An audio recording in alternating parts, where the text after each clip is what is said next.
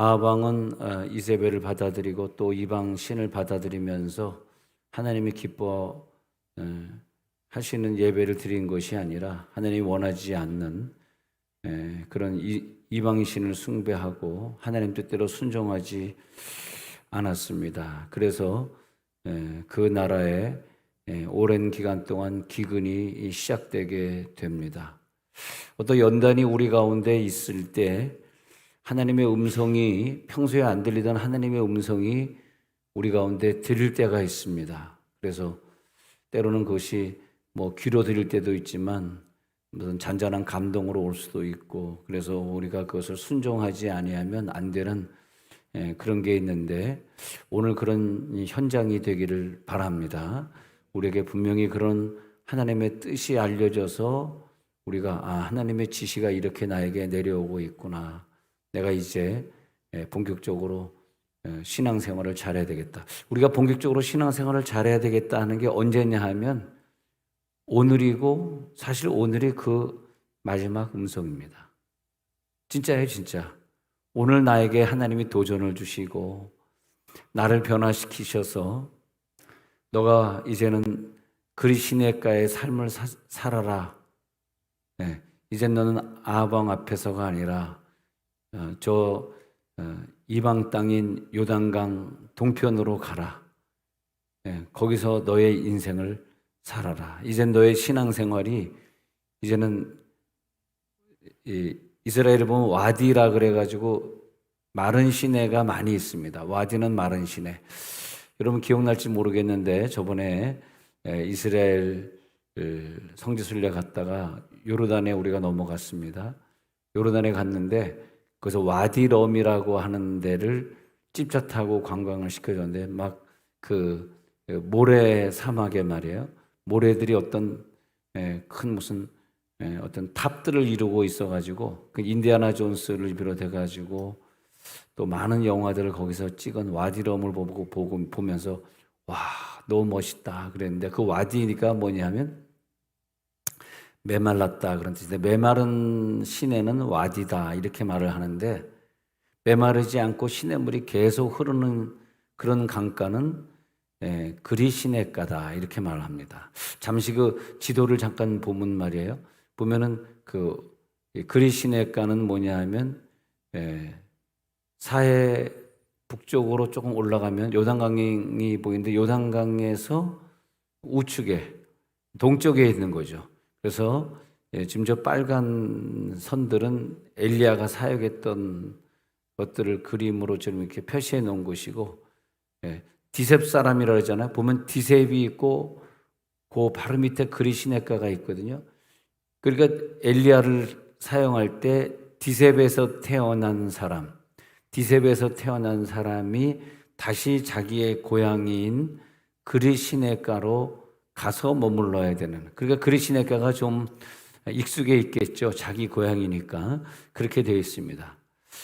지리와 역사를 공부하지 않으면 이런 것들이 성경의 지명이 나올 때마다 우리가 좀 어려움을 겪는데, 이렇게 좀 그림을 보면서 하면 좀 유익이 되겠습니다. 그런데 너는 이 와디 시내가로 가지 말고, 그리고 그리 시내가로 가라, 그렇게 말씀을 해요. 어쩌면 그것이 바깥에서는 많은 연단이 있고 내 인생에는 안팎으로 연단이 있을지 모르는데, 그런 가운데서 나를 와디로 부르지 않고 그리스로 부르는 하나님의 음성이 오늘 들립니다. 오늘 하나님의 역사가 나에게 보여지고, 그래서 왜 오늘 하나님이 나에게 이걸 보여주셨지? 왜 이걸 들려주셨지? 오늘이 나의 마지막이구나. 더 이상은 나의 미래가 없구나. 오늘 하나님이 나를 부르시네. 내가 오늘 하나님 앞에 나아가야 되겠네. 엘리야야 오늘 부르시고 있어. 이제는 너는 그리시네가의 삶으로 나아오라. 이제는 더 이상 와디 강가가 아니다. 그리시네가로 나아오라. 와디는 다 말랐다.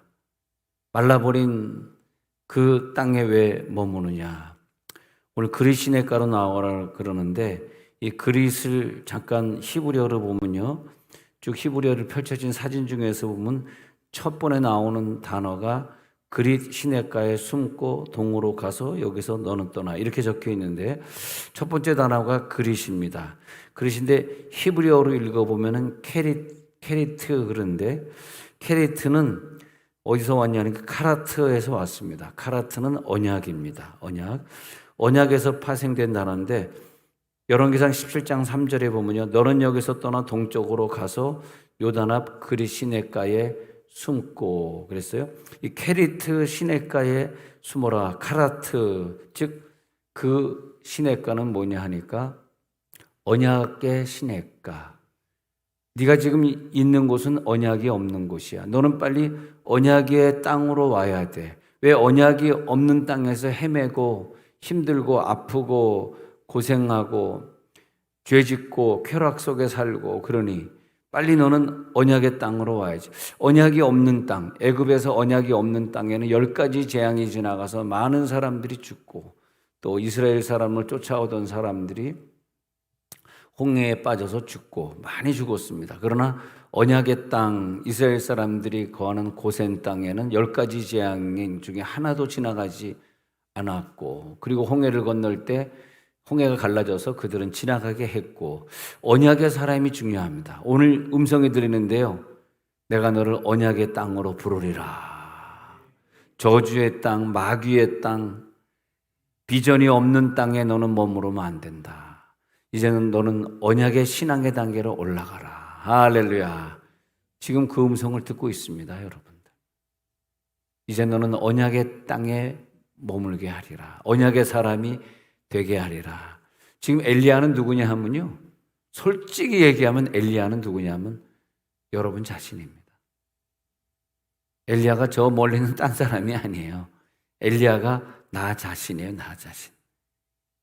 엘리야야, 너 지금 이렇게 엉뚱한 곳에 있으면 3년 반 동안 비가 안 올 때 다 굶어 죽는데 너도 같이 굶어 죽어. 너 안 죽고 싶으면 시냇가, 생수가 있는 곳, 하나님의 말씀이 있는 곳, 결국은 케리트 시냇가가 뭔지 아십니까? 그곳이 바로 예수님이 계신 곳. 케리트 시냇가는 예수님에게로 나와라. 예수님에게로 나와라. 그러면 하나님이 너를 사용하리라. 이번 주에도 어떤 금요일 저녁에 어떤 분과 식사하면서 인사를 나눴는데 3월 3일부터 우리 교회를 오기 시작했는데 저쪽 도봉구 쪽이라서 금요일에도 12시 반에 떠났는데 하여튼 차가 엄청 많았답니다. 왜 이렇게 차가 많았을까요? 그랬더니 목요일 날 태풍이 지나간다 그래서 차들이 다 있다가 이제 목요일을 봐야 될 일을 금요일에 보려고 금요일 날 차가 엄청 와가지고 12시 반에 출발해서 우리가 식사를 5시 반으로 했는데 하여튼 그때 한 5시경에나 식당으로 도착했다 그러는 얼마나 고생했는지 몰라요. 근데 왜 이렇게 먼 거리를 이 세종문들교회까지 오고 있습니까? 그랬더니 3월 3일 날 아니 그냥 3월 3일 날 여기서 어떤 남자가 막 소리 지르면서 막 으악 그러는데 내 속으로 저 사람은 그냥 우리 기도 다 망치고 서 있네. 왜 시끄럽게 저러는가 해가지고 좀 기분이 안 좋았어요. 근데 그분이 12시 반까지 소리를 지르고 있었거든요. 그날이 이제 하나님의 부르심을 체험하고 이제는 모든 것을 다 내려놓고 미국에서 이제 한의사 공부해서 한의원을 하다가 왔는데 나이는 젊지만은 근데 이제 다 내려놓고 이제 근데 하여튼 그때 들은 음성이 이제 있습니다. 뭐 다 얘기할 수는 없고 그래서 여기서 이제 큰 음성을 들었는데 근데 그 음성이 말이에요. 음성이 그 김형제에게만 들리는 것이 아니라 우리 모두에게 지금 들리고 있어요. 아니 그날 그 음성이 이 장소에서 들려가지고 알겠습니다. 모든 걸 다 내려놓고 또 아버지가 약살해서 약국에서 좀 도와주고 있었는데 그것도 좀 내려놓고 이제는 그럼 당분간 기도나 좀 해라 그랬어요. 기도하고 말씀. 요즘 그냥 말씀 보고 기도에 파묻혀서 사는데 옛날에 살았던 40여 년의 생활이 얼마나 부끄러운지 완전히 회개의 눈물이 막 매일같이 나오고 말씀과 기도로 사는데 그래가지고 계속 이 세종원들교회 유튜브를 못 올 때는 세종원들교회 유튜브, 저번 금요일은 교회 왔으니까 또 교회에서 말씀 거기서 기도에 들어갔는데 또 앞에 나온 거야. 또 사람 또 왜 또 나오지 안 나오지 말지 그랬는데 나오더니 그저께 금요일 저녁 또 으악 또 소리 지르는 거야. 아이고 또 기도 분위기 다 깨고 앉아 있네. 근데 서가지고 그저께도 뭐 소리 지르다 갔습니다만은 근데 본인은 어떻게 그게 생각이 안 난대요. 내가 음성 듣고 소리 질렀습니까? 정말 자기가 소리 지르는 건 자기가 지르고 싶어서 지르는 게 아닌데 어떻게 합니까? 자기가 막 하나님 앞에 회개를 시키고 이제 남은 인생은 오직 선교라든지 이제 그동안 인생을 즐기고 살았으니까 이제 직업도 다 버리고 이제 남은 인생을 살아야 되는데 그러더라고요. 그래서 뭐 얘기는 긴데 긴 얘기는 다 할 수는 없고 하여튼 그렇게 됐습니다. 여기 보니까 우리들의 인생이 이 고난의 땅, 기근의 땅에 사는데 하나님이 그 사람을 언약의 사람으로 부르는 순간이 있는 것 같아요. 사오라 사오라 이제 가시채를 뒷바지하기가 너에게 참 고생이구나. 이제 그만해라. 이제 너를 이방 땅으로 보내가지고 많은 이방 사람들이 너를 통하여서 돌아오게 하리라. 그 지점이 우리 가운데 있는 것 같아요. 할렐루야. 네. 근데 그 지점이 어느 지점이냐니까 이렇게 설교를 듣고 있을 때 설교는 귀로 들리는데 이 가슴 속으로는 나에게 어떤 음성이 들리는 거예요. 그 음성이 들리니까 그 사람은 더 이상 기근을 만나지 않고 더 이상 헛발질을 하고 가시채를 헛발질하지 않고 새로운 인생을 살게 되는 거죠. 와, 근데 그 새로운 인생을 사는데 근데 그분이 이제 이렇게 보여주는데 말이에요. 3월 3일부터 지금까지 매일매일 하나님이 줬던 음성을 이렇게 기록을 했더라고요. 그래서 내가 깜짝 놀랐어요. 저한테 보여주는데 몇 달 며칠 날 무슨 음성이 들리는데 희한한 음성들을 너는 이제 복음을 전해라 막 이제 이런 음성들이 들리는데 엄청나게 많은 양이더라고요. 그래서 이거 책으로 좀 한번 써서 모든 사람이 읽었으면 좋겠네요. 제가 보다가 보니까 너무나 많아서 내가 다 못 읽겠더라고. 나한테 핸드폰 이렇게 보여주는데 야, 핸드폰이 그게 좋은 것 같아요. 우리들에게 뭐가 음성이 들렸다 그러면 곧바로 그냥 핸드폰에 타이핑을 해서 저장할 수 있으니까. 그래서 야, 참 좋겠다. 하나님 이렇게 직접 음성을 매일같이 들려주시고 매일같이 하나님의 뜻을 보여주시고 근데 우리는 오늘 그 음성이 들리고 있습니다. 왜냐하면 이 장소에 오셨잖아요. 음성이 들리던 그 장소에 오셨잖아요. 사람을 변화시키는 장소에 우리가 앉아 있잖아요. 그래서 나는 그리 시냇가다 그렇게 생각해 봤어요. 언약이 있는 시냇가? 케레트, 언약의 시냇가. 나에게 언약이 있는가? 내가 있는 것이 언약의 장소지. 베리트라는 언약도 있는데 카리트라는 언약 베리트라고 하는데 카라트로 쓰여진 언약은 쪼개다의 의미가 강하고요. 베리트는 그냥 언약인데 창세기 7장 17절에 가서 보니까 해가 져서 어두울 때 연기 나는 화로가 보이며 타는 횃불이 쪼갠 고기 사이로 지나더라. 그날에 여호와께서 아브라함과 더불어 언약을 세워 이르시되 내가 이 땅을 애굽 강가에서부터 큰 강 유브라데까지 내 자손에게 주노니. 아브라함과 더불어 언약을 세우는데 어떤 언약이냐 하면은 동물을 쪼개는데 쪼갠 사이로 횃불이 지나가는 언약이에요. 이 언약을 보여줬다. 그래서 이 히브리어에 보면은 창세기 7장 17절에 보면 카라트 베리트 적혀 있습니다. 카라트 베리트는 카라트도 언약이고 베리트도 언약인데 카라트는 쪼개는 의미가 더 강합니다. 그래서 카라트 베리트를 얘기할 때 쪼개지는 언약이다. 이 말은 뭐냐 하면 줄여서 그런 단어가 된 것인데 좀 표현을 해보면은 지키지 않으면 쪼개진다는 언약이다. 그래서 네가 하나님과의 언약을 지금 맺었는데 네가 이걸 지키지 않으면 동물이 쪼개지듯이 너는 죽음을 당할 것이다. 쪼개져서 죽음을 당할 것이다. 이 언약을 내가 어길 경우에는 나를 쪼개서 죽이십시오. 언약에는 좋은 면도 있지만 내가 그 언약을 지키지 않으면 쪼개져서 저주받아 죽는 것이 언약입니다. 그것이 카라트 베리트로 지금 창세기 7장 17절에는 적혀 있습니다.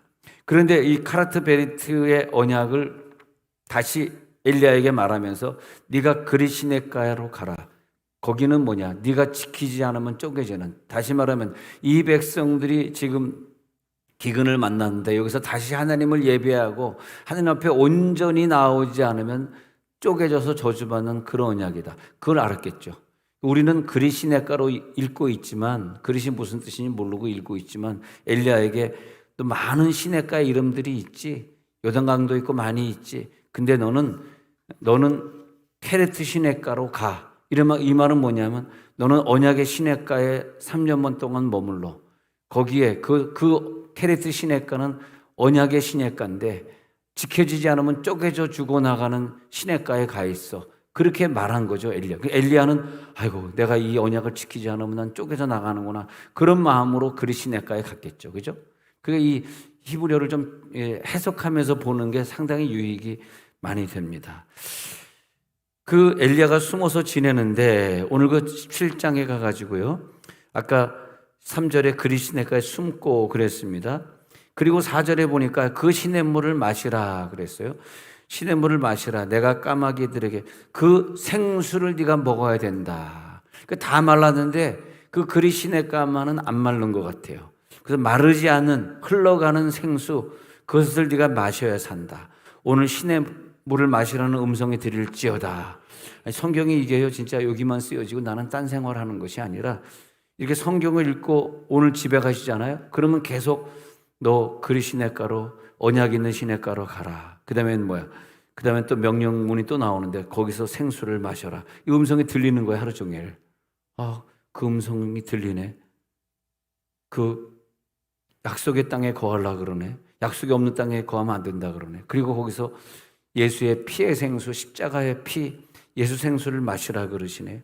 그러면 거기서 까마귀들에게 명령하여 너를 먹이게 하리라 또 그렇게 적혀 있어요. 4절에 까마귀들에게 명하여서 너를 먹이게 하리라. 왜 생명의 양식을 나에게 먹이시는데, 생명의 양식을 하늘의 만나를 마음이 빈 자에게 내리워 주소서. 왜 나에게 그 생명의 양식을 주시는 걸까?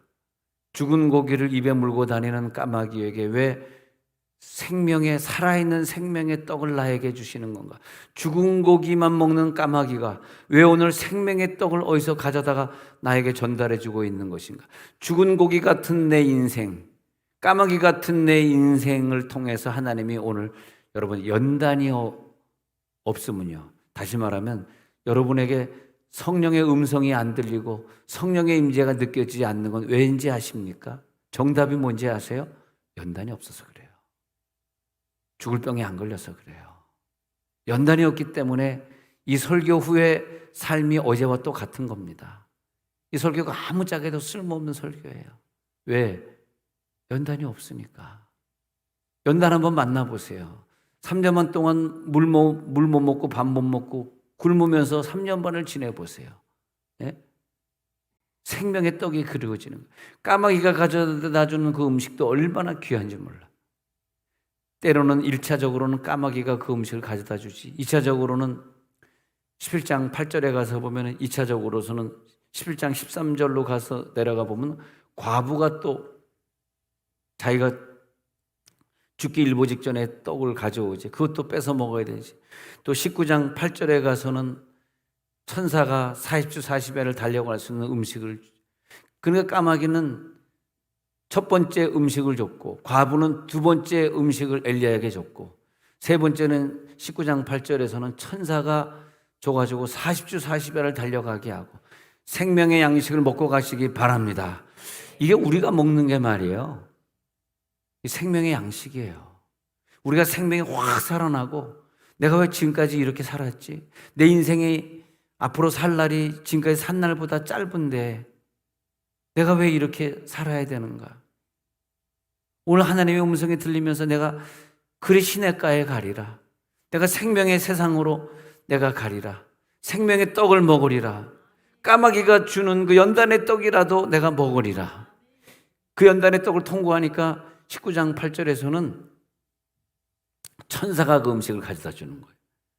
오늘 그 음식을 마음껏 누리시기 바랍니다. 그 음식이 뭐냐면 예수님이 나에게 살과 피를 나눠주신 생명의 성찬 예식인데, 그 성찬의 떡이 뭐냐 하니까 약속의 떡이다 이거예요. 오늘 약속의 떡을 먹으니까 이 세상에 두려움이 없고, 내가 왜 인생을 돈을 위해 살았던가, 내가 왜 인생을 쾌락을 쫓아가고 살았던가, 이 아까운 시간에 우리 학생들은 왜 핸드폰을 만지작거리면서 내가 살았던가. 응? 약속의 땅으로 내가 오늘 가야지. 내 앞으로 살 날이 몇 날 며칠인지 모르는데 왜 내가 이방인을 섬기면서 기근을 만났지? 아니, 이방인을 섬기니까요, 아무리 노력을 해도 쌓여지지 않는 거예요. 아무리 노력을 해도 그게 쌓여지지 않는 거예요. 하나님, 내가 오늘 이 모든 이방의 역사를 끝내게 하여 주옵소서. 예수님을 구주로 고백하는 사람, 오늘 죄에서 자유함을 누릴지어다.